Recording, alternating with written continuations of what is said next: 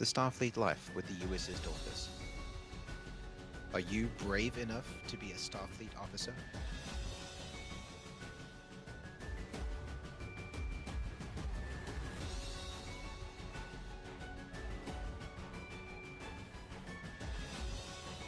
Do you have what it takes?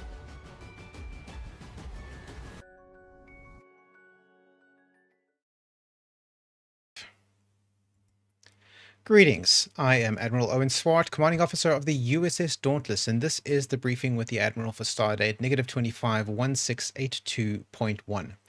I am the Admiral in question, and today we're going to be talking about failure as a developmental pathway.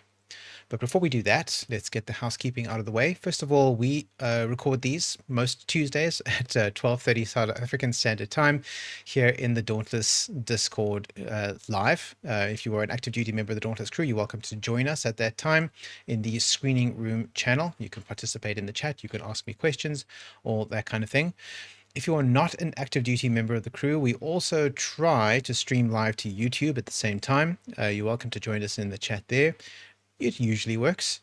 Otherwise, if you're not able to join us at an admittedly awkward time, middle of the day on a weekday, you're welcome to watch these back after the time. They'll be available again on YouTube, and we are continuing to do our best to post them to Facebook. So far, it has worked every time, but we'll see if that continues to be the case. Facebook are making changes to their video platform that makes long-form content more challenging to post for whatever reason, but at least for now, it's continuing to be supported. So if you have questions or comments, please feel free to drop those in the live chat.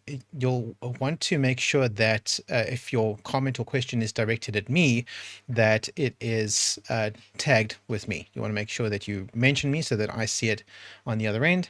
It will be highlighted on my screen, so when we get to the Q&A section at the end, that I can scroll back and find it quickly. Otherwise, you're welcome to chat to everybody else who's here. That's the point of the chat. Same goes for YouTube. You're welcome to drop a question there. I'll do my best to spot it and address it. Otherwise, if you're watching back after the fact, or if you'd rather not do that in real time, you're welcome to drop a comment either on YouTube or on Facebook where the video is posted, or you can contact me privately. You can send me a direct message on Discord or Facebook Messenger. I think that still exists. Telegram, email, just about anything you can think of, I can receive a message on, except WhatsApp. And I'll do my best to address your question or comment there and then, and possibly even use it as inspiration for an upcoming briefing with the Admiral video, if it is substantive enough. So please do feel free to submit your questions and comments, because any kind of feedback like that is always useful. But who am I? What am I doing here? What's the point of all this? I am the commanding officer of the USS Dauntless, which is a future-focused advocacy and action group that is, at its core, a Star Trek fan club. We are a chapter of Starfleet, the International Star Trek Fan Association Incorporated, which is the world's largest organized fan group for Star Trek. And we are the chapter that is based in Cape Town, South Africa. But as a chapter, we exist principally online. Most of our activities happen in virtual space centered around our Discord server. So we, as a result, have members that are outside Cape Town, South Africa, from all over the place, really. So we are not limited to only that space, even though that is our core, our central hub, our point of activity.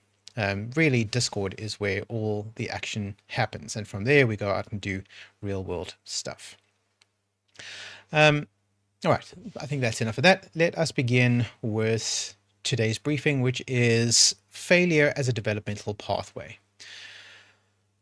So let's start by talking about why Starfleet needs failure. So Starfleet, again, I'm talking about two different organizations here, two different institutions. One is our Starfleet, the International Star Trek Fan Association Incorporated, which is a real world organization of 501c7 corporation, currently registered in South Carolina, if I'm not mistaken. That's changing, but as of now, I believe that's the case. That's the one organization, and the other organization is the fictional Starfleet, which is the space exploration slash military wing of the United Federation of Planets, which is itself a fictional organization in the Star Trek film franchise. We, the real Starfleet, have modeled a lot of our sort of superficial elements of our institution on the fictional Starfleet. And one of the things that we take to heart from the fictional Starfleet is their values, and we do our best to emulate them because we think that institution, the fictional Starfleet, which is in that fictional universe charged with safeguarding the United Federation of Planets, which is the structure behind a utopian vision of what the world could be, right? It's Gene Roddenberry's dream of how things could turn out if everything goes the right way. Not consistently, bad things can happen, but ultimately if enough people make the right decisions over enough time, we could end up living in a world like that. And the Federation is the backbone of that world, and Starfleet is its agent out in the world that does things on behalf of the Federation. So we have done our best to emulate the values of that fictional institution here in the real world Starfleet. So when I'm talking about a Starfleet officer in today's briefing, I'm really going to be talking about both, whether you're a fictional officer of the fictional Starfleet or a real officer of the real Starfleet. And the Dauntless, of course, is one chapter of the real Starfleet. So both Starfleets are often mistaken for a system that is designed to produce flawless outcomes. We're talking about crisp uniforms, we're talking about clear ranks, we're talking about competent officers. A lot of Star Trek is often referred to by the term competence porn, as in you're watching it to see people who know what they're doing stuff that they're good at. And at a level that's true. Successful missions, that kind of thing. It looks from the outside like Starfleet is a machine built to eliminate error. But that reading ultimately is erroneous. It's superficial at best. Starfleet is not a system designed to eliminate failure. It's a system designed to survive contact with reality. Now again, real reality or fictional reality, that's really what it's about. It's about building a system that is robust enough that when unexpected things happen, the people within that system are competent enough to be able to manage and deal with those uncertainties and those unexpected outcomes. Because the thing about reality is that it is unpredictable. People are imperfect, no matter how skilled or professional or competent they might be. They are not infallible. Information is incomplete. We never have all the facts, and circumstances can change mid-mission. The quantum uncertainty principle, the Heisenberg principle, applies at every layer of reality. We can never govern for all possible variables all the time. It just can't be done. Things can happen and can change at the most unexpected and inopportune moments. And any system that pretends that those things aren't true inevitably collapses the moment it meets the real world, because it just can't cope with that kind of flexibility. So let's pause here and let that idea settle, right? If Starfleet actually required perfection, it would never promote anyone. It would never grant command. It would never allow initiative, because initiative guarantees error, right? The more authority, the more power, the more agency you have in the world, the more likely you are to mess up every now and then. Error is inevitable. The more energy there is in a system, so this is a physics analogy, the more energy you put into a system, the greater its level of entropy, right? The greater its level of chaos. Entropy is a fancy word for chaos. More energy means more chaos. The more authority somebody has, the more ability they have to do things, the more agency they have in the world, the greater their scope for failure. Or to quote Montgomery Scott, the more they overthink the plumbing, the easier it is to stop up the drain. This leads to our first critical distinction for this briefing today. Failure is not evidence of weakness. Failure is evidence of exposure. An officer who's never failed isn't necessarily competent. They may simply be untested or overcautious or operating far below their potential. That's why this matters. An officer who has never failed is untested. An officer who has failed and recovered is proven.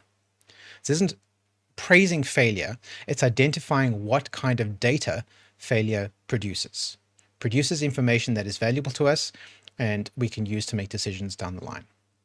So failure isn't a verdict on a person's character. If you fail, that doesn't mean you're a useless person, right? Failure is feedback from reality. It means that you tried a thing, given a certain set of assumptions, a certain set of prerequisites, it didn't work out, right? Why didn't it work out? That's information that's useful because that allows you to adjust your approach for the next time. That's the scientific method. Failure tells you that your assumptions were wrong and where they were wrong. It tells you where your preparation was insufficient. It tells you where your capacity was overestimated. You thought that you were better than you were. And it tells you where the environment changed faster than you did. Starfleet doctrine, that's both fictional canon Starfleet and real Starfleet, Dauntless practice, is built around the idea that information gained under pressure is more valuable than information gained in safety. That's why simulations matter. That's why debriefs matter. We need to extract information after the fact, after the failure has been experienced. That's why reporting matters. That's why we're so over the top with our reporting lines and reporting changes, so that we can get that information out, especially around when things fail. And that's why failure, unpleasant as it is not optional if growth is the goal. Failure is essential, necessary, vital for growth to occur. The true antagonist when it comes to this idea of failure isn't failure itself, right? The opposite of success is not failure. The opposite of success is fragility. What do I mean by that? So a fragile system is one that hides its mistakes. It punishes people who step up and take it on their own shoulders to do good stuff. It confuses silence with stability. Just because something's quiet doesn't mean it's stable.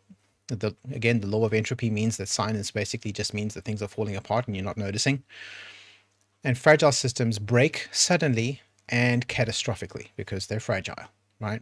Resilient systems surface errors early. The earlier, the better. Once you know that something is wrong, the earlier you know about it, the more equipped you are to do something about it. They reward recovery.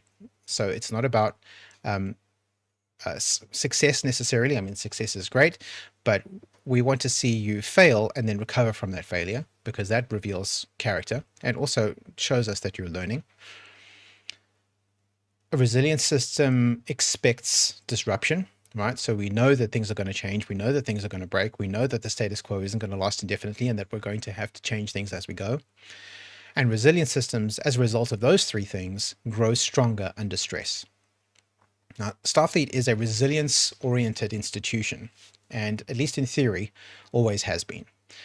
That's why captains are tested, again, both real captains in Starfleet and in Starfleet International and fictional captains in the fictional Star Trek. That's why officers are rotated from one position to another. That's why no one commands without having been wrong first. You can make this very concrete if you think about it.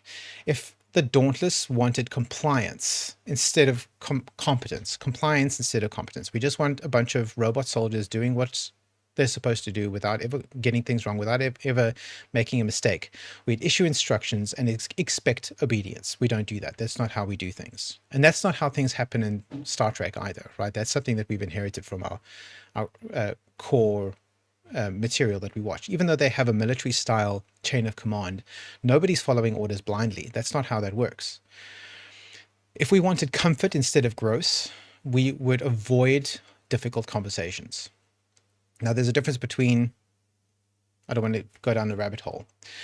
Just because difficult conversations aren't happening out in the open where everybody can see them doesn't mean they're not happening, right?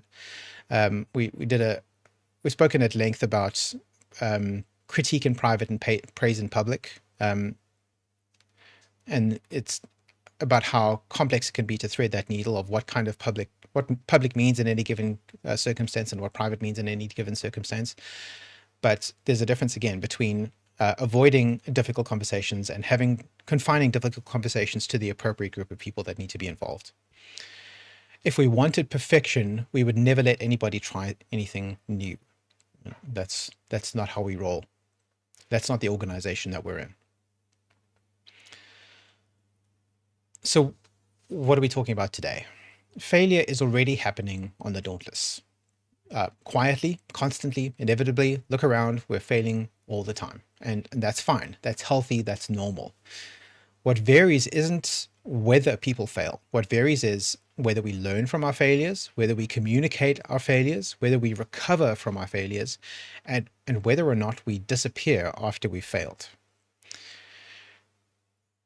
What I'd like to frame today is the practice of thinking about failure as something that is useful, not something that is corrosive, right? And there's a tendency in human nature, and this is not unusual, to want to conceal failure, to hide behind it, or hide it away, or hide yourself away once you've failed, out of embarrassment, right? Because you don't want people to know that you're less than perfect. But that is not productive, right? That is not how we grow. That's not how we get better. That's not how we learn.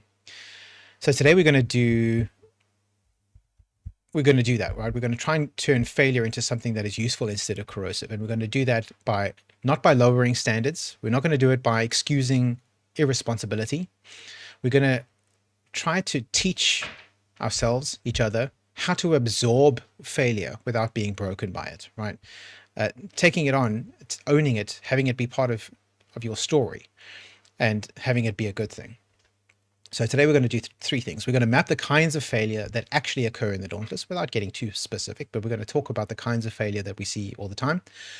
We're going to talk honestly about the consequences of those failures, and we're going to show how those kinds of failures, if handled correctly, can accelerate your development instead of ending it, right? And that's really what we're talking about here.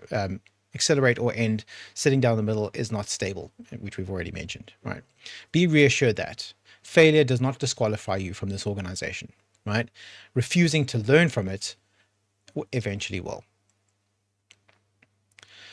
So once failure is reframed as inevitable and informative, we can start to think about how to capitalize on that, right? We can expose the real opposite of failure. So the opposite of failure isn't success. The opposite of failure is stagnation. And so that's standing still. Standing still is not viable because standing still, again, because of the law of entropy, standing still looks like you're standing still, but you're not. You're actually regressing. You're falling off into chaos. Unless you're specifically making an effort to forge forward into a state of order, the entropy in your system is going to continue to increase over time. And this is a mistake that a lot of people make. They think that just flying out of the radar and keeping stable is going to be sufficient. And I mean, I suppose it will be in the short term. It's not going to be very satisfying for you, but just the entropy of the system is going to catch up with you, and eventually you'll drop off. People assume that if you can just avoid failure, right? If you can just do enough to get by and not make any big mistakes, you'll remain in good standing. People will think positively of you. You won't make any waves, that you won't disappoint anybody, that you won't get flagged, right? And on the surface, that feels like a safe way of being, but it's not, right? Stagnation is what happens when someone's priority quietly shifts from contributing, being a member of the team, to not being seen to fail, right? So that's a proactive position versus a reactive position. Stagnation is far more dangerous to an officer's career than a viable, recoverable failure. Avoiding failure doesn't look like cowardice, right? It looks like reasonable behavior that's taken too far, right? It's not unreasonable to want to avoid failure. In fact, that's why we plan, right? We plan to avoid failure. But when you are avoiding taking any action at all because you want to avoid failure, that is taking it too far, right? Then it's the old adage that a ship in harbor is safe, but that's not what ships are for. So let's break down what that produces in practice. The first version of that is what we can call risk aversion, right? So when somebody becomes failure averse, they try to avoid failure to excess. Risk aversion is what they call it in psychological circles. They stop taking risks, they stop taking the initiative unless success is guaranteed. If success is guaranteed, that's not a risk, right?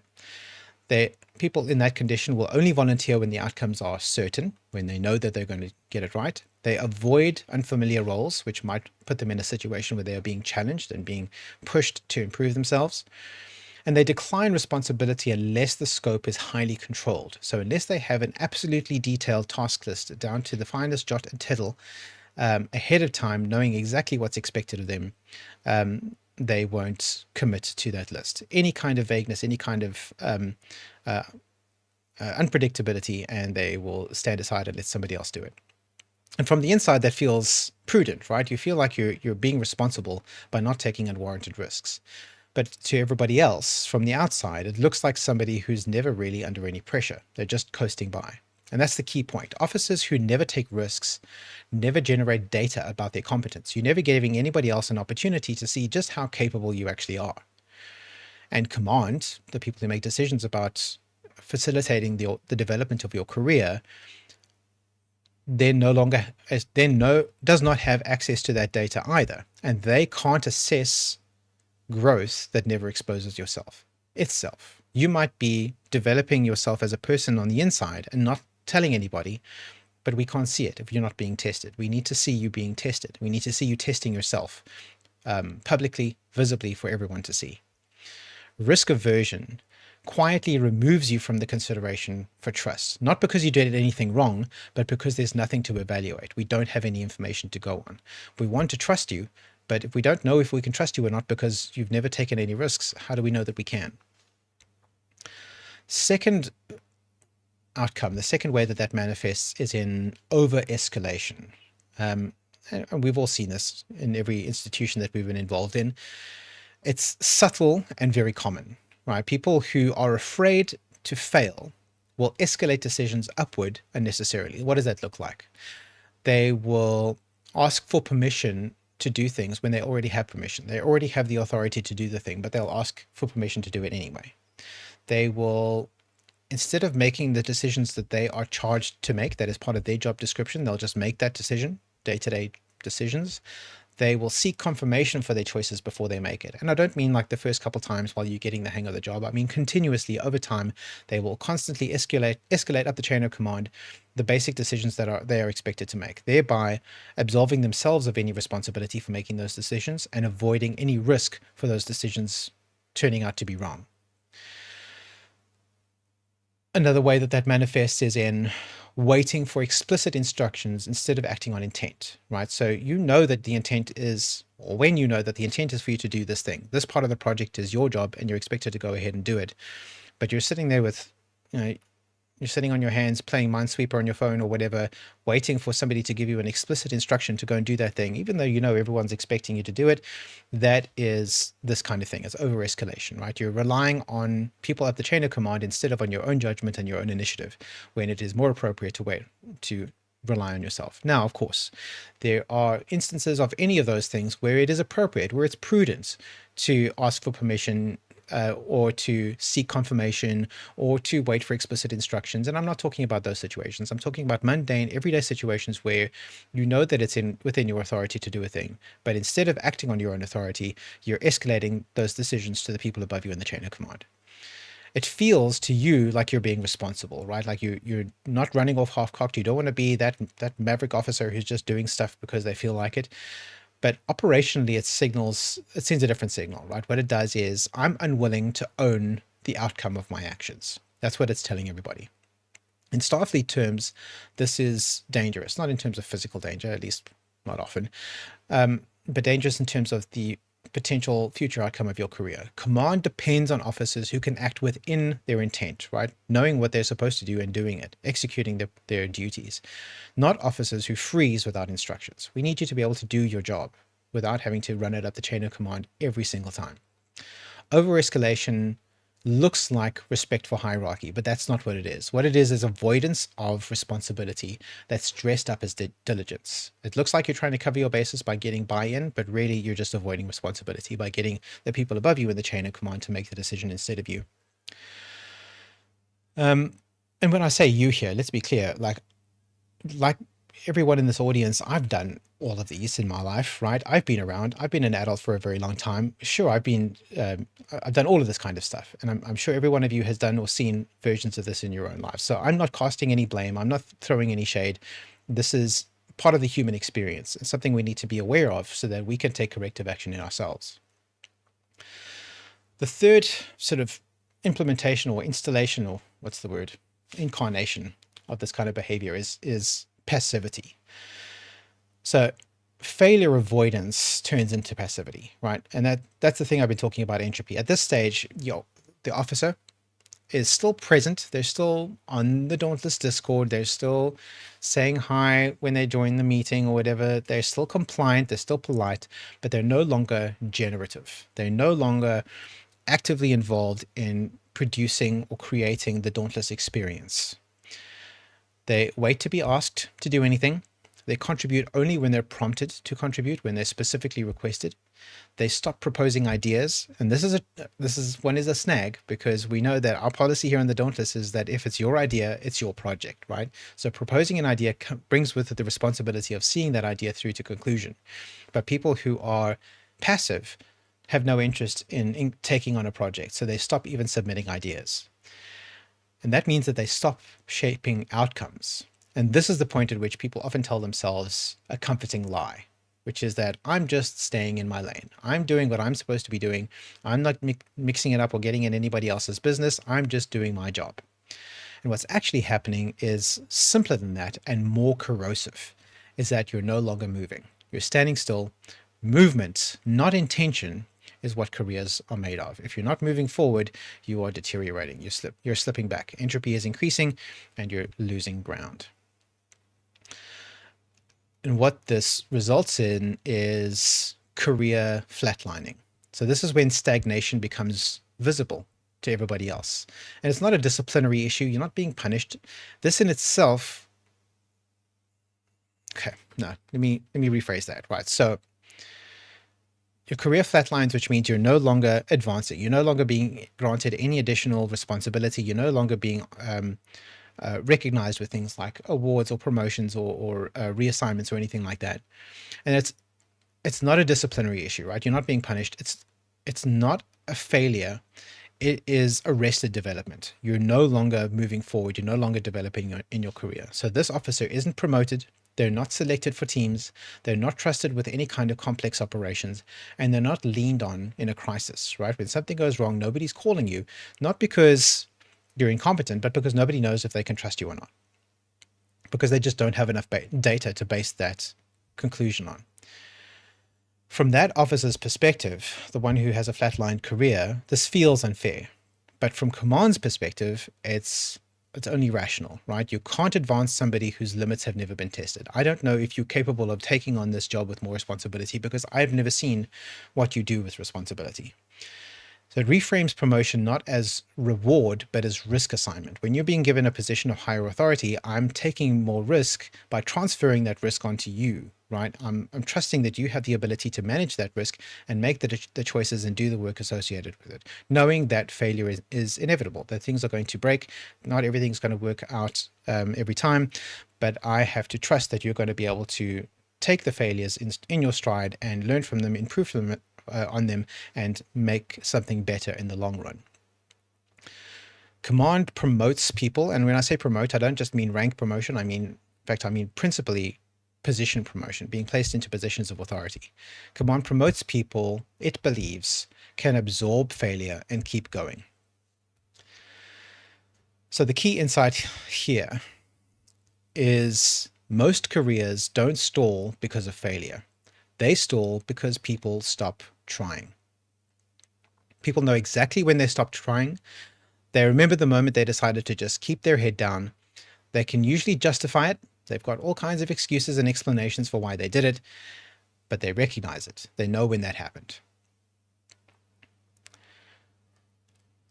On the other hand, right, if we look at it from the other angle, failure is evidence of motion, right? Visible failure, reported failure, these are all signs of movement, that you're trying, that you're doing stuff. They indicate that somebody stepped forward, they made a judgment call, they accepted uncertainty, knowing that there was a possibility of failure, and they exposed themselves to consequence, knowing that failure has risk, that there are sometimes real-life downsides to trying something and failing, whether that's opportunity cost, financial cost, time wasted, disappointing people. There are risks associated with anything that matters. but there's also rewards if you succeed, right? In all of those same arenas.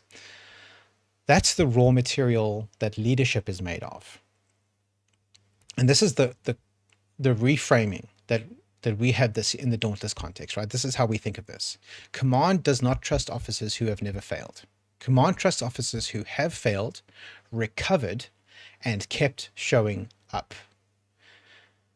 So this is what we keep talking about in concepts like mission readiness. When we talk about accountability, we talk about reputation management. We talk about, in the last briefing, we talk about social currency. This is where that all connects to today's topic. It's we command trust officers who have failed, recovered, and kept showing up. That kept showing up is the most important thing, right? It doesn't get more important than that. But in terms of the link of the actual words there, failed, recover, keep showing up, right? We see those same words again in a mission readiness context when we're talking about muscular hypertrophy, right? When you want to build muscle mass, what do? You have to stress the muscle. I'm going to point at this muscle because this is the muscle that I was working at the gym today. You put it under stress. How do you do that? You have it move something heavy right at the edge of its ability to move. You have it do it a bunch of times and until you can't do it anymore. What has happened? You have exercised it to failure. You have failed, right? You've put it under stress until it failed. You then rest the muscle for a few days. It goes through recovery. And then you do it again the following week and again and again and again. So let's reiterate that line. Command trusts officers who have failed, trained to recovery, trained to failure, recovered. You've allowed a few days for recovery and then came back again the following week, kept showing up. Your career is literally like a muscle. It's exactly like that. You build your career in the same way that you build muscles. You push to failure, you recover, and you hit it again. Easy as that. At least in principle. Emotionally, it's a little bit more complicated. So far, we've established that failure is inevitable. Stagnation is the real threat, and avoiding failure quietly kills careers. So the natural question now is, if failure is inevitable, what kinds of failure actually exist here in the Dauntless context, and which ones matter? So up till this point, we've talked about failure in principle. So now we're going to get specific about what failure looks like in a Dauntless context. And it's not just a single thing. It comes in distinct forms, each with different causes, consequences, implications on trust. And one of the mistakes that people make is assuming that all failures are equal, that one failure is the same as another, and that's not true, right? The Dauntless treats different failures differently on purpose because they have different consequences and they come from different causes. So we're going to go through that logic a little bit, right? So the first kind of failure is a skill and knowledge failure, right? So this is the kind that has the lowest impact and the highest frequency, which means that it's generally not very serious, but it happens all the time, right? Virtually on a daily basis. And this is the most common failure mode among new recruits, especially, and early stage officers. And it looks like this. You didn't know enough yet. You underestimated the complexity of a task, and you were learning as you went. All of that is perfectly fine, and that kind of failure is expected. We know you're going to be doing that. In fact, it's unavoidable if growth is happening at all. And what matters here isn't the mistake, but the response, right? The consequences are when skill or knowledge failure occurs, the response is corrective, not punitive. We don't want to punish you for making a skill or knowledge failure error. That's ridiculous, right? We want to show you how to do it right so that you do it better next time. So you get guidance from a more experienced officer. You get clarification on the expectations. You get training, documentation, mentoring, that kind of thing. This is the system doing exactly what it's designed to do. It's happening on purpose. Your career impact on this kind of thing is handled openly, and the failure mode is neutral at worst. In fact, in other words, nobody cares that happened. And in fact, depending on how you handle it, it could actually be quietly positive. Why? Because it demonstrates willingness to make the attempt. It demonstrates your openness to correction, how well you handle that feedback, and it demonstrates your capacity to learn, right? Are you taking that feedback on board, and are you correcting your action for next time? Nobody expects new officers to already be experts. We expect them to become experts, and you become an expert through learning, and learning happens through failure. This is the failure mode that people should be the least afraid of, yet many people are afraid of it unnecessarily. The second failure mode is execution failure. So the impact here is moderate, but this has a high developmental value. So this is when the officer understood the task and had the necessary skills, but the execution fell short, right? So this might include you didn't sequence your tasks correctly, you missed details of the brief, you underestimated the time or effort involved in executing the mission, or there were coordination breakdowns. Perhaps you weren't communicating properly as a team or something like that, right? The plan was reasonable, but the outcome wasn't what was expected.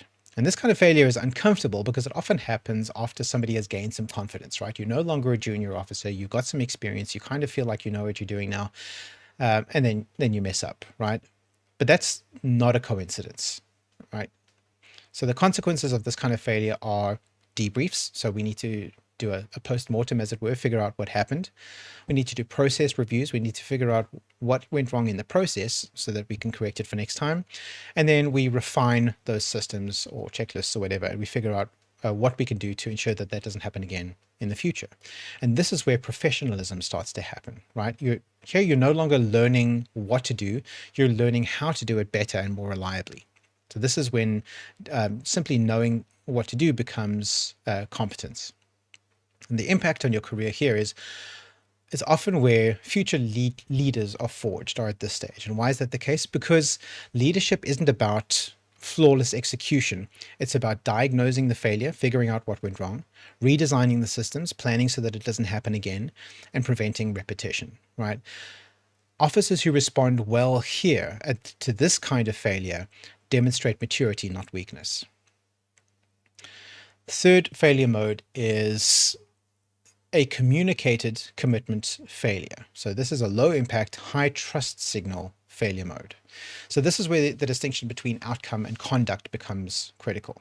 We're going to talk about an uncommunicated commitment failure shortly, but first we have commitment failure that is communicated, and what this looks like, right? You volunteered for a position in good faith, circumstances changed unexpectedly, capacity dropped, you weren't able to fulfill your commitments, and you informed command or the rest of your team early that things had changed, right? The task wasn't completed, at least not the way that you'd expected, but everybody was informed and given enough time to adapt to the changed circumstances. So what are the consequences? Operationally, the work is reassigned to somebody else, the timelines are adjusted to accommodate, nobody is blindsided, nobody is surprised, nobody is taken off guard.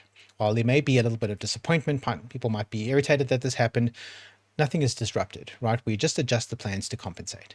The career impact of this kind of a failure, if handled correctly, it preserves trust because you were open and honest with everybody around you, and sometimes strengthens it because of that openness and honesty.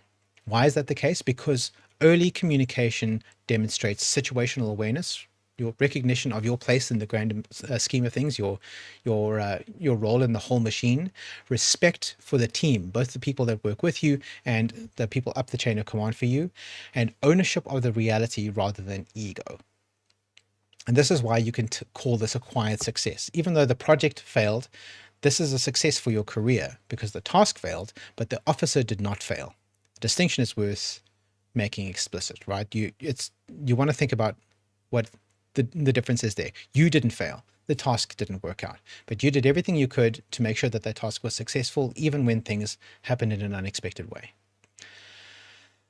But this brings us to the uncommunicated commitment failure, right? So this is a high frequency. It happens all the time, but the impact here is moderate to high. And this is the failure mode that we encounter arguably the most often. And this is the one that causes the most unnecessary damage because it doesn't have to work out this way. Begins the same way as the communicated commitment failure.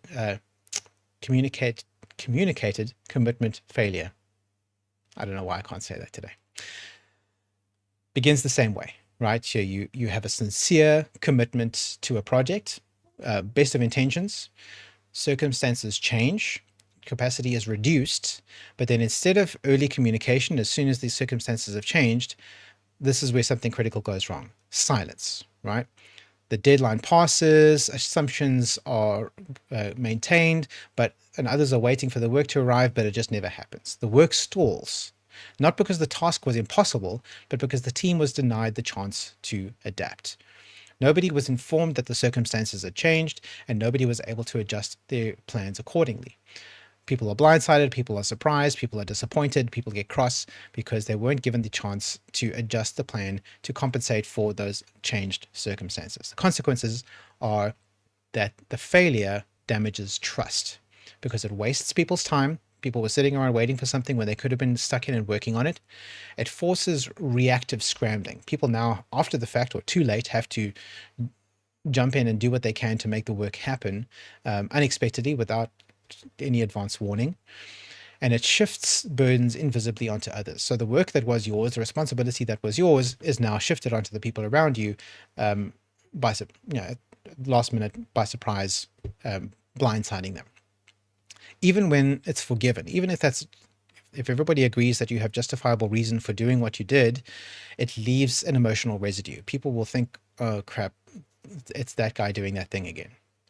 So this then has a career impact, right? So this failure is recoverable, but it's not automatic, right? It's going to take deliberate effort on your part to recover from this kind of a failure. And recovery from here requires, firstly, explicit acknowledgement of what happened. Not only the changed circumstances, but also why those changes were uncommunicated. You need to be acknowledging that. You need to restore communication, right? So you need to be reaching out to everybody that you should have reached out to let them know the circumstances had changed before it was too late, and you need to acknowledge the problem. And then you need to demonstrate visible reliability over time. You have to re-earn their trust. You need to repay the social capital that you withdrew from them after making that error. And this is where a lot of careers, and again, I'm not just talking about Starfleet careers, I'm talking about any kind of career. This is where many careers wobble, not because the failure itself was catastrophic, but because the response was avoidant. Circumstances changing is not the failure. Silence is the failure. And there's a version of that we are familiar with here on the Dauntless, and that is the fail to report in, the priority 1 mission failure. So an FTRI, fail to report in, is not an administrative mishap, right? It's not that it was a mistake. It is a failure at the highest obligation of membership. Priority 1 missions, and by way of reminding everybody, priority 1 missions are the most important missions that we on the Dauntless undertake. At the moment, there is one recurring priority 1 mission that happens every 9 weeks. We go in our individual away teams and we donate blood together. Those of us who are able to donate blood do so. Those of us who are not able to donate come along to support, right? That is our single most important mission because it is the only mission that we have that has actual life or death consequences.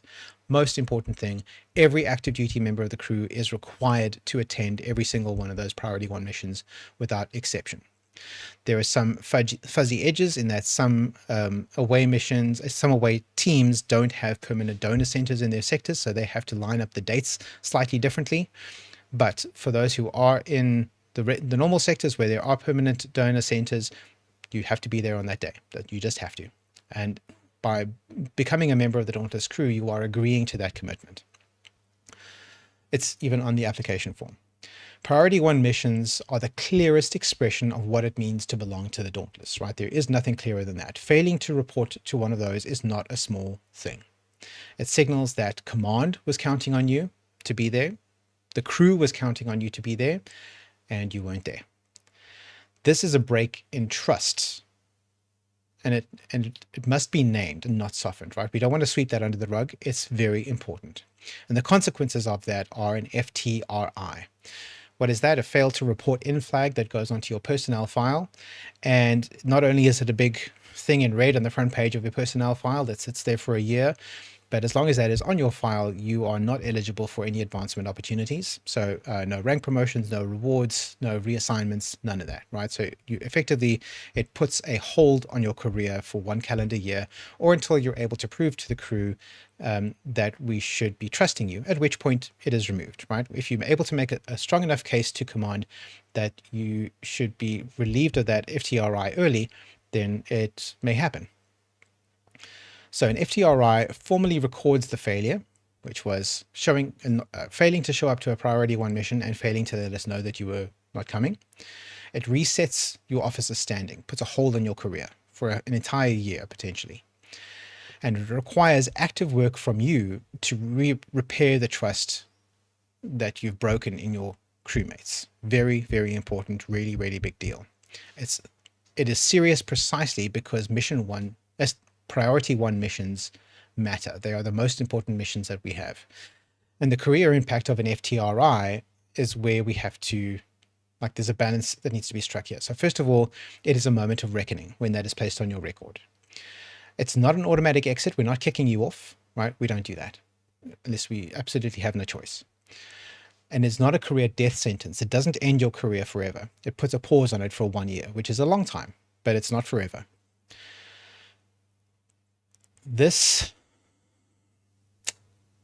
An FTRI is serious precisely because it matters. And because it matters, recovery from it matters too. And recovery is possible, but it's not passive, right? It's not something that will happen automatically. Yes, the flag will go away automatically after a year, but recovering from that breach of trust is not automatic. It requires from you acknowledging the failure, your error. It requires demonstrating consistency after the fact, and it requires a visible recommitment to the ship's values, making a visible and conspicuous effort to recommit yourself to the values of the Dauntless and the rest of the team. Failure becomes developmental only when it is confronted. So you can allow an FTRI to end your career if that's you, right? You can let that happen, or you can let it be a wake-up call that you become complacent, that you're stagnated in your career, and you can let it motivate you to become an even better officer. And that's ultimately what we want, right? When we put that FTRI on your file, that is the outcome that we are hoping for. We are hoping that it will be the wake-up call that you need to recommit yourself to the Dauntless values and to become an even better officer than you were before. Okay, so let's zoom back out from that specific example. So not all failures damage trust, right? There are different failure modes that come from different places and different reasons, and they're not all necessarily trust breaking. Not all failures will slow your careers. Minor failures will have no impact on your career trajectory. It's just about how you learn. And some failures are the very mechanism by which careers accelerate, right? So you need to have some failures in order to make progress in your career, in order to move forward. The Dauntless failure landscape doesn't exist to punish, right? Even in our disciplinary procedures, punishment is not the word that we angle around. Even an FTRI is not intended as punishment. It exists to differentiate between growth and avoidance, between learning and disengagement, between mistakes and silence. And officers understand, or once officers understand where they are on that map, on that landscape, they can choose what direction to move next. You can decide how to use that failure. You can use it to accelerate yourself forward, or you can use it to hold you back as an excuse to stagnate and end your career. Because the consequences of failure are not intended as endpoints, right? And this is kind of the point here. So let's correct a misunderstanding. Consequences are not endpoints. This is not the end of anything. This is a signal, right? The consequences of your actions are a signal that you need to take corrective action. They exist to convey information. They are data. They're information. Not to pass final judgment, right? That's not what it's about. Consequences are signals. What you do after receiving the signal determines your future. So every failure, regardless of type, opens exactly two paths. Not three, not a spectrum, not two. Not three, not a spectrum, just two. Path one is erosion, entropy. Erosion is what happens when someone treats the consequences as a verdict on their identity. When the consequences of your bad choices are something that you take personally, like we're saying that you're a bad person for having messed up.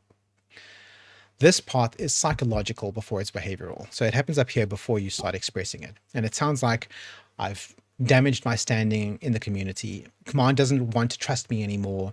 I should just keep my head down and I just want to wait until this blows over, until everybody forgets about this.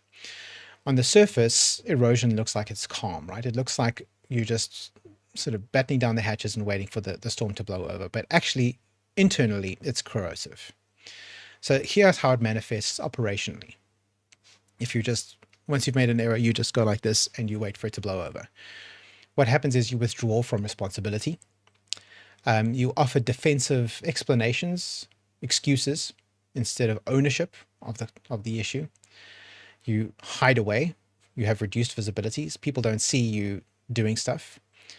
You decline initiative. You take less risks, which exposes you to less growth opportunities, and you quietly disengage both from your own career and from the rest of the community.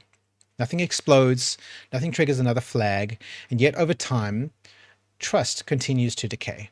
Not because of the original failure, not because of the original mistake, but because the officers stopped generating positive signals afterward, right? So one big negative signal, if it is then succeeded by multiple positive signals, that is how you grow. That's how you restore. But if you stop sending signals, if you just hunker down, put your head down and stop participating, then the last thing people remember is that big negative signal and then nothing after that, just quiet. And that's the most tragic outcome. And we should name it as such, right? Erosion is how recoverable failures become permanent limitations. This is how a single mistake can end your career, is if you handle it poorly. And it's not because you're being punished, it's because you are removing yourself from the situation by hiding away. The other path is, I think this is a psychological term, it's compression, right? Compression is what happens when someone treats consequences as a focus, right? Instead of shrinking and hiding from it, the pressure sharpens you, right? It sounds like, okay, that didn't work. What do I need to do to change? It sounds like, what signal did this consequence send? Trying to understand what it is that happened, what went wrong. How do I demonstrate reliability again concretely, right? So what do I need to do in order to regain the trust of my crew? And it's uncomfortable, right?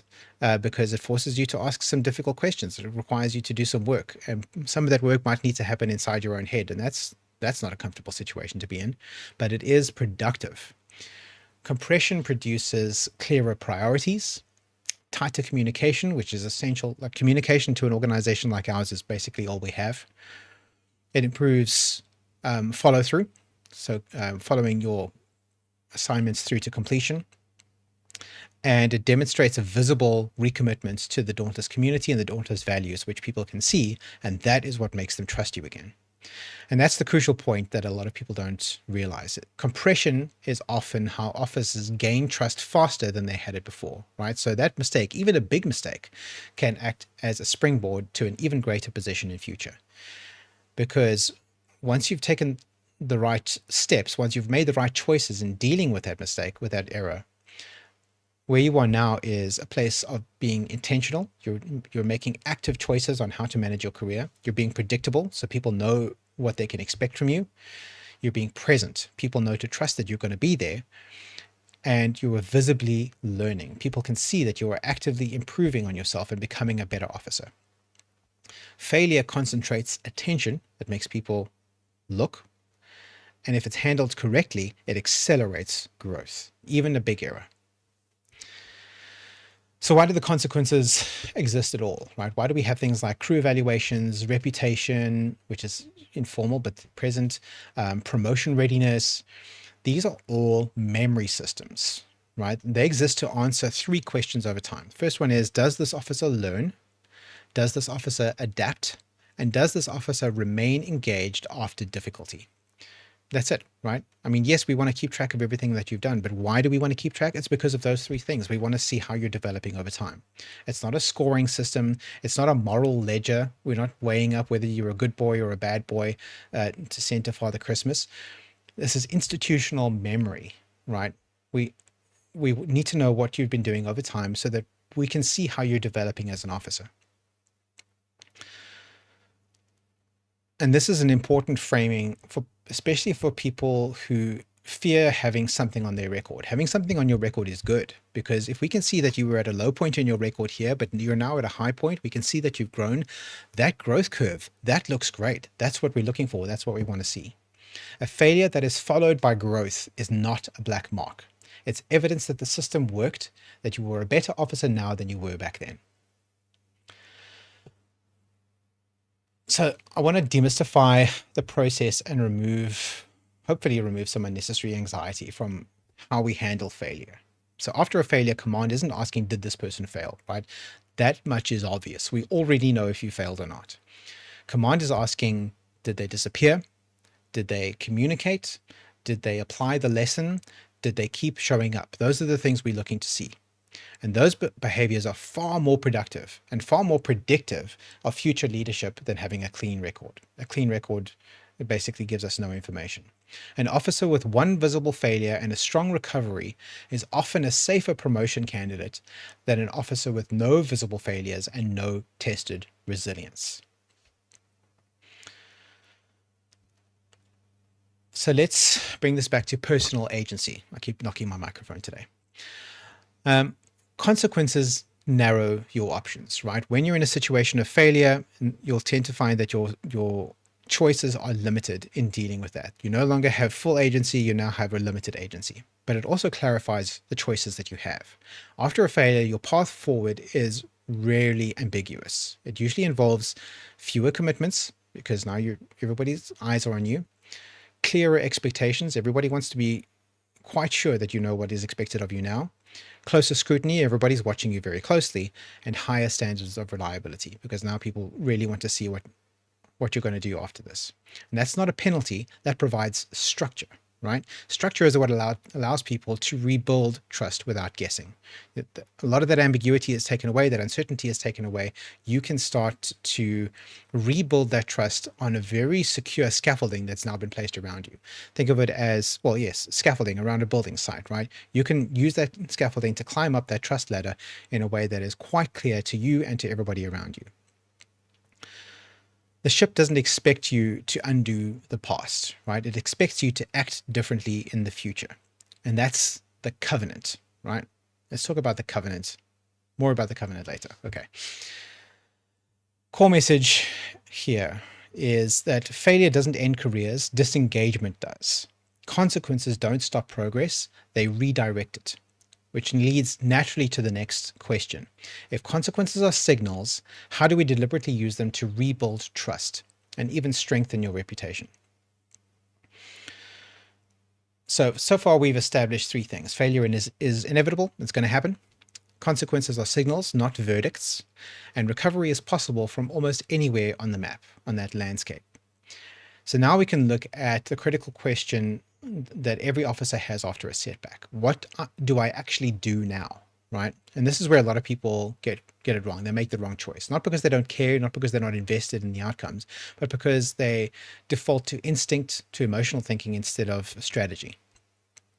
And strategic thinking is officer thinking. So the instinctive response and why it fails is that they'll apologize repeatedly, they will explain themselves at length, and they will withdraw and hope that time fixes, right? Time heals all wounds. Yeah, no. All three of those feel reasonable, right? They feel like that's the instinctive way you want to handle these problems. But all three of them are almost entirely ineffective. Because trust is not repaired through words and it's not repaired through time, right? Those two things don't fix anything. Trust is repaired through observable behavior. People want to see you doing the right thing. The fastest way to rebuild trust is not apology, it's reliability. Apologies may be useful, but only the first one counts, right? After that, they become noise. So here's the 4-step recovery pattern that I've devised for salvaging your situation after a failure and turning it into growth, right? The first one is acknowledge your failure publicly and calmly. This doesn't mean self-flagellation. This doesn't mean a dramatic contrition or anything like that. It means naming the failure. And when I say publicly, let's be clear about that. Again, public in this sense means anybody who is a stakeholder of the situation, anybody who was affected by the outcomes that resulted from your failure, right? That is the public we're talking about. You don't need to make a post on Twitter or Instagram or whatever. You don't have to stand up on a street corner or anything like that. It's about gathering in a room, virtual room, the people who were directly affected by your choices and announcing to them the following. Naming the failure, so identifying what it is that went wrong. Make no excuses. Make no emotional theatrics and don't minimize impact, right? It's just naming the failure, stating the facts. Something as simple as, I dropped the ball on this. That's me. That's on me, right? And that's very different to an apology. That's very different to saying, oh, I'm so sorry. I'm sorry doesn't really demonstrate that you understand what it is that went wrong, right? But accepting responsibility explicitly and clearly like this, without explanations, without excuses, and without theatrics, that demonstrates a more honest and sincere form of taking accountability. And this matters because it does two things straight away. So it stops speculation. So nobody has to wonder whether or not you know that you've done anything wrong or anything like that. And it demonstrates an emotional control under pressure. So you're not self-flagellating, you're not wailing and rending your garments. You're just taking and acknowledging responsibility for what happened. Command doesn't expect perfection, but it does expect composure, right? Be cool. An officer who can acknowledge failure without spiraling is already signaling leadership potential. The next step is to extract and articulate the lesson. So failure only becomes valuable once you've processed it. And that processing has to be explicit, not assumed. People need to see that you understand what it is that went wrong. So it means answering clearly and honestly what assumption was wrong. You made an assumption, what was it? And that assumption might have been, I assumed that I was going to have capacity to see this project through, and it turns out that assumption was wrong. If that's what you've learned, then that's valid. Where did capacity get overestimated?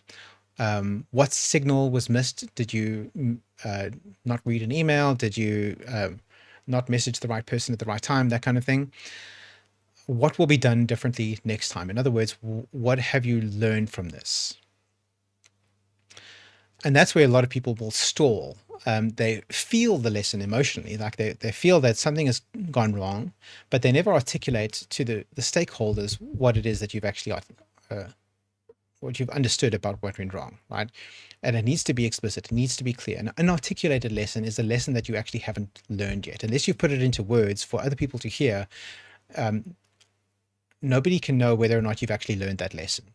So when an officer can clearly state what changed in their thinking, command knows growth is real, not performative. Step 3 is to apply the correction visibly, right? So this is the most important step and the one that actually repairs trust. The correction must be concrete. You need to be able to show that it has in fact happened. It needs to be observable. People need to be able to see that it's happened, and it needs to be relevant to the original failure. So doing something good over here when you made a mistake over here is not, it's not the point, right? You need to be working to correct the original failure in some way.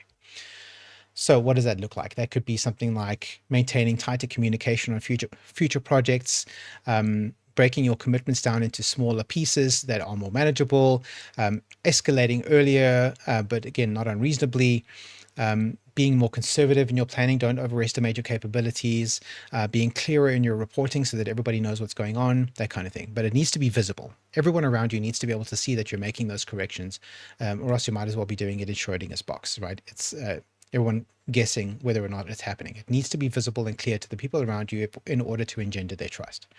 Trust is rebuilt when others can see that the behavior has changed, not when they are told that it has. Right? Telling everybody, oh, I've learned and now I'm doing things differently. Okay, fine, show me. Let's see what you've done. And this is why things like logs and reporting and follow through are so important here in the Dauntless. They're not just bureaucracy for the sake of it. They are evidence that we are honoring our commitments. Step 4, most important. I mean, every step of this is important, but long-term, this is the most important thing you can do, and that is show up consistently afterward. Recovery isn't dramatic. It's not drama. It's not theatrical or fun to look at. Recovery is boring, and that is the point.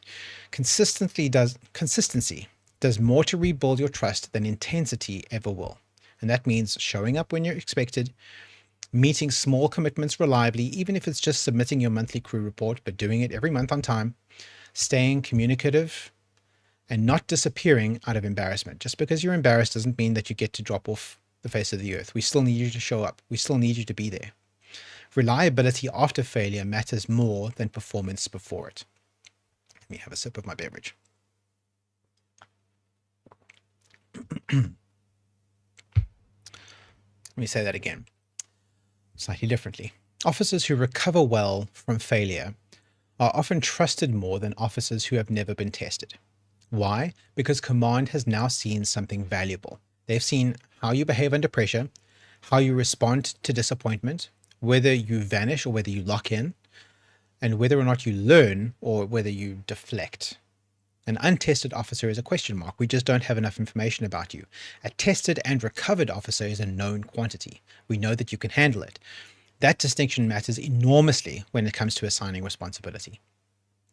Failure is a credential, not a stigma, at least when it's handled correctly. It becomes part of your professional identity in a positive way. It signals your resilience, your adaptability, your honesty, and your maturity. In other words, it signals your readiness for complexity. And this is why senior officers often have visible scars on their record. Not everybody has a perfectly clean slate. Not because they were careless, but because they were active, because they were doing things, they were taking steps and doing stuff. The officers we trust with the most responsibility are rarely the ones with the cleanest records. They are the ones with the clearest growth arcs. We want to see that you made some mistakes and you've done what you needed to do to recover from those mistakes. So there's a quiet opportunity that's hidden in failure. Failure does something rare and powerful. It focuses your attention. For a brief window after the failure, and you don't have forever, you've got a relatively narrow window, your expectations are clarified. Everybody knows exactly what they want from you, and you know exactly what everybody wants. Communication lines are open because the facts have been stated for everybody to see. Assumptions are surfaced. Everybody suddenly becomes very clear about what it is that was assumed and what was erroneous and what was not. And feedback is direct. Everybody knows what's going on, right? And that window is an opportunity because officers who use it deliberately can do things like they can reset how they are perceived. You have the opportunity to change people's perception of you. You can redefine your role by clarifying your capabilities. You can establish a reputation for seriousness and reliability by recovering from those kinds of things. Officers who waste that opportunity by hiding or explaining or waiting, they let that opportunity close. Failure does not push you backward automatically. It pushes you into focus. What happens next is not about what you did. It's about what you do now. Okay. I see we've already gone over an hour, so I'm going to skip. There's some really good examples of this kind of thing in Star Trek canon, and we can talk about that another day if necessary, but I'm going to skip over that section because we've already gone over time. So I'm just going to get to the failure covenant, which I mentioned earlier. So far, we've mapped failure. We've named its forms, we've shown its consequences, and we've demonstrated that it can be used as fuel rather than fiction. So now we're going to codify those expectations. Now, this isn't a policy, it's not a threat. It's a shared understanding. And that's why I think of this as a covenant and not a rule, right? Rules tell people what they're not allowed to do. A covenant tells people what they can rely on. And a covenant is also an agreement between two entities. Starfleet works because officers know that the ground is firm. And so we state the covenant. No, before we state the covenant, we're going to anchor it in some facts, right? The Dauntless is a standards-based organization. We value reliability, integrity, and follow-through, but it's also a learning organization because it has to be, right? The balance isn't accidental, it's intentional. So the covenant, stated clearly, is as follows. The Dauntless will demand accountability. Accountability means your actions matter, your commitments matter, your absence matters. This organization notices what you do and what you don't do, and the Dauntless will also always allow recovery. Recovery means that failure is not a terminal state, mistakes are not disqualifications, and growth is expected, not the exception. What Dauntless will not tolerate is silence, denial, or disengagement. This is what defines our culture. Not failure, not disappointment, not even serious mistakes. What breaks the covenant is pretending that nothing happened, refusing to own reality, and quietly checking out. If something goes wrong, the ship expects to hear from you, not to lose you. And here's what all our systems are built around: reporting, communication, our disciplinary systems like the fail to report in flag, trust, and reputation. And what this covenant from the Dauntless offers to officers in return, because a covenant is a reciprocal arrangement as opposed to a rule that's unidirectional. Covenant is reciprocal, so we not need to articulate what officers get if they uphold their side, right? If we each uphold our side of the covenant. When an officer acknowledges failure, communicates honestly, applies the lesson, recommits visibly, the Dauntless commits to continued inclusion, fair reassessment, renewed opportunity, and the chance to rebuild your standing through action. Through action. We don't freeze people out the moment they stumble. We evaluate them by the arc that follows. In Starfleet, both fictional and real Starfleet, officers are not defined by their clean moments. They're defined by their responses under pressure. Uniforms show rank, logs show your activity, but character is revealed in your actions. It's revealed when plans fall apart. It's revealed when commitments strain. It's revealed when expectations are missed. Failure doesn't erase your identity here, it contributes to it. That idea should feel slightly unsettling, but if you let it settle, it should feel grounding, right? Because it means that your history matters, your growth matters, and your recovery matters. The stuff that you've done wrong matters because you're growing from it. If you are willing to learn, recommit, and show up, failure will not end your career here. It may be what defines it. All right, so let us get to Q&A. Let's see what questions we have. All right, we've had a very active chat today. Glad to see that. Yeah, lots of chat. Let me see if anything is tagged for my attention. Okay, here we go. Here's from Master Chief Kotze. Do I perhaps know of a technique to visualize and document an individual growth post-failure? Well, the technique that we have is analyzing the data that exists in their personnel file. So each member of the Dauntless crew has a personnel file, which is a Google Doc that exists in our shared Google Drive, where we log everything that they do. Whether that's engagement in activities, whether that is reprimands that they've had in the past, awards that they've done, whether that's engagement with showing up at missions, participating in crew challenges, that kind of thing. There are also sections of the crew of the personnel file where that officer's superiors can document observations about the officer's conduct, attitude, responsiveness, that kind of thing. And that is where the institutional memory lives. That combined with the subjective opinions of everybody that crewman works with form the institutional memory of that person's career. And when we are making decisions about advancement opportunities and that kind of thing, we are consulting all of those sources. So we will analyze the contents of the personnel file, look at sort of the totality of the person's career, especially when there have been mishaps, and then what happens after those mishaps. We'll look at the subjective perceptions of the people that officer works with and see what their assessment might be of their engagement and attitude and reliability. And then we'll take all of that information into account when we, the senior staff, are making choices about advancement decisions.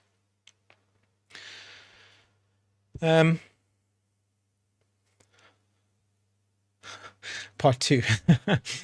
Captain Frankerinen and Colonel Yubey are asking for a part 2 to this briefing where we could talk about some canon examples. I'm not sure if we can get a whole briefing out of canon examples, but we can chat about that later if you like. We have gone way over expected time, so even though my yeoman did submit a few other questions beforehand, I think that that's probably sufficient. I think that we've covered everything I needed to talk about. So I think we're going to call it there, but I want to leave you with this final thought. Learn from failure, recommit visibly, and keep showing up consistently. What once looked like a setback becomes the evidence that you've earned your place. Thank you. That is all for today. You are dismissed. Swart out. the Starfleet life with the USS Dauntless. Are you brave enough to be a Starfleet officer?